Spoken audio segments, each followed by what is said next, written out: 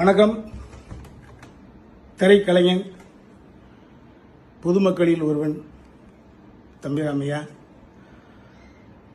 கேரள ஆளுநர் மற்றும் தமிழ்நாடு பொறுப்பு ஆளுநர் ஐயா அலேக்கர் அவர்களுடைய பாதம் தொட்டு நான் வணங்குகிறேன்.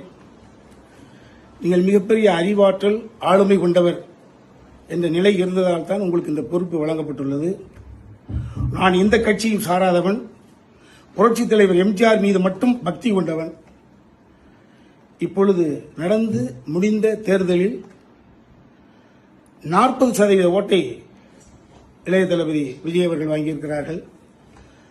2 கோடி பேர் ஓட்டு போட்டுக்கிறாங்க.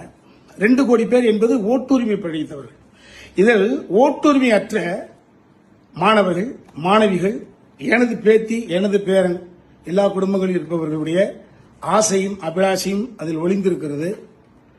கடந்த 2-3 நாள் நிகழ்வுகள் என்பது தமிழ்நாட்டில் இருக்கக்கூடிய குழந்தைகளை, ஓட்டுரிமை அற்றவர்களை, மாணாக்க செல்வங்களை, என்னை போன்ற நிறைய பேருடைய பேரன் பேத்திகளை மனம் கலங்க செய்திருக்கிறது. எல்லோர் வீட்டிலும் ஒரே கூக்குரல், தமிழ்நாடு எங்கும் எல்லோர் வீட்டிலும் குழந்தைகளுடைய கூக்குரல். எப்ப வருவாங்க, எப்ப, எத்தனை சீட்டு, எப்ப பதிவேற்றுட்டாங்களா, எப்ப ஏற்க போறாங்க. ஒரு இனம் புரியாத தொல்லைக்கு ஆளாக்கப்பட்டு எல்லோரும் மன செஞ்சலத்தில் ஆழ்ந்து கிடக்கிறார்கள்.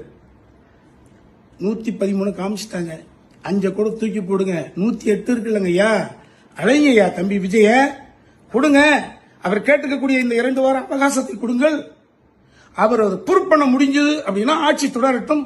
ப்ரூவ் பண்ண முடியலன்னா ஆட்சி விட்டு சட்டமா ஆட்டோமேட்டிக்கா அவரை தீக்கிற போது அடுத்த இன்னொரு எலெக்ஷன் கூட நீங்க ஃபார்ம் பண்ணுங்க. அதுக்கப்புறம் யாரும் வந்து போட்டும். தயவு செய்து இந்த ஓட்டுரிமையற்ற இந்த குழந்தை செல்வங்கள், அவர்கள் அறியாமையில் இருப்பவர்கள், இன்ஃபாக்சுவஸில் இருப்பாங்க, உண்மை இருந்துட்டு போட்டுமே, அவர்களுடைய பார்வையில், அவர்களுடைய எண்ணத்தில் இருந்து, அவர்களுடைய பாயிண்ட் ஆஃப் இருந்து கேட்கிறேன்.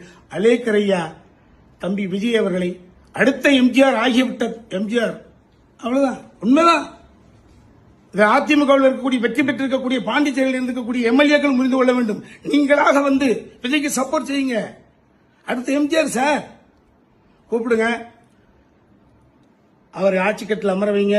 திரும்ப சொல்றேன், அறுதி பெரும்பான்மை நிரூபித்தால் ஆட்சி தொடரட்டும். அறுதி பெரும்பான்மை நிரூபிக்க முடியவில்லை என்றால் ஆட்சி களையட்டும், அடுத்த எலெக்ஷன் நடக்கட்டும். அலேக்கர் ஐயா, அலைங்களையா தம்பி விஜயை, இந்த குழந்தைகளையும் சிறார்களையும் மன ஊனத்திலிருந்து காப்பாற்றுங்களையா. நன்றி, வணக்கம். மேலும் இப்படி பல வீடியோக்களை பார்க்க எங்கள் சேனல் சப்ஸ்கிரைப் செய்யவும், தொடர்ந்து அப்டேட்களுக்கு ஃபாலோ செய்யவும்.